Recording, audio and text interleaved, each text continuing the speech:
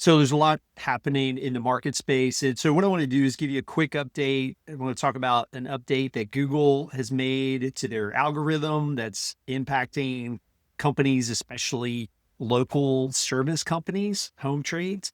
I'm going to talk about AI and give you some suggestions in terms of what you can do so you better understand how your customers are using it and how they're finding you.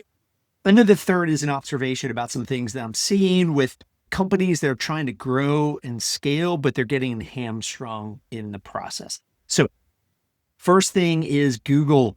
They have made another big update, a core update to their algorithm. And so this has come out over the last week, last 2 weeks. And one of the things that as I've been reading and researching and digging into this to understand how it's impacting companies is that it is definitely having impact on the home trades. So plumbing, electricity, painting, home builders, any business that's going to be in that space. And so there's a couple things to make note of. Google is, they're always trying to provide relevant search results, and AI overviews become increasingly part of the search experience that they've been using those for the last year and a half plus. And so here's what you need to know. Update your Google business profile. And especially if you're in the home trades, here's a couple things that you can do. One is on a monthly basis, upload multiple pictures to your profile of the work that you have done. Do before and after pictures. Aim for 6 to 8 a month at least. You can do it weekly. Just the point is you need fresh content there because Google, along with your customers, they're looking for proof of what you do. And having fresh content there helps Google know what you're doing, that you're doing this currently, and it's demonstrating trust and credibility. The other piece of this is reviews. And so one part is making sure that you're consistently getting reviews. Google's looking at recency. They're looking at not only the number of reviews and where you are in terms of how many 5-star reviews you have, but they're looking at when was your last review? Was it 6 months ago? You might have lots of great reviews, but they were 6, 12, 18 months ago. That doesn't carry as much weight as having current reviews. So, and the other part of that is not only asking your customers to leave you reviews, but it's responding.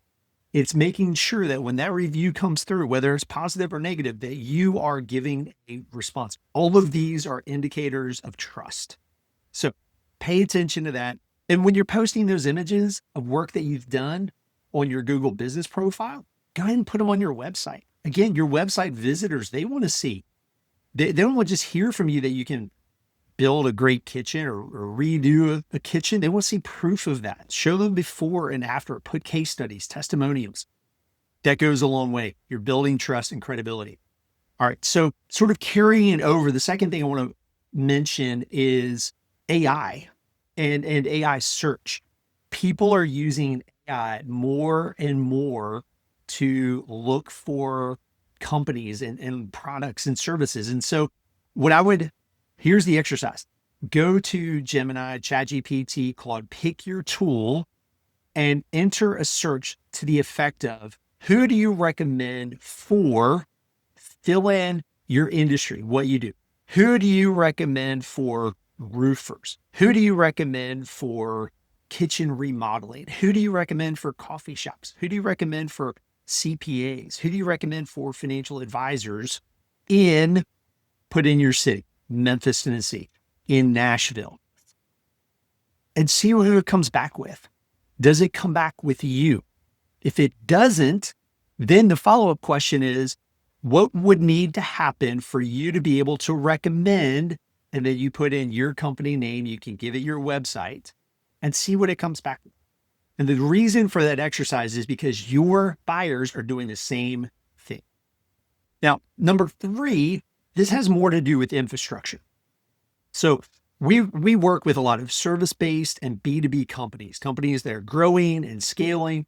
And one of the critical things that often gets overlooked when it comes to marketing is your marketing infrastructure, systems, processes, resources, making sure that whether you're outsourcing your marketing, you're partnering with an agency, whether you're keeping it in-house, potentially doing some hybrid where maybe you have a coach or a fractional CMO, you've got to account for who is doing what. Because even if you're outsourcing your marketing to an agency, they need resources. They need access to things that only you have that they're not going to be able to get elsewhere.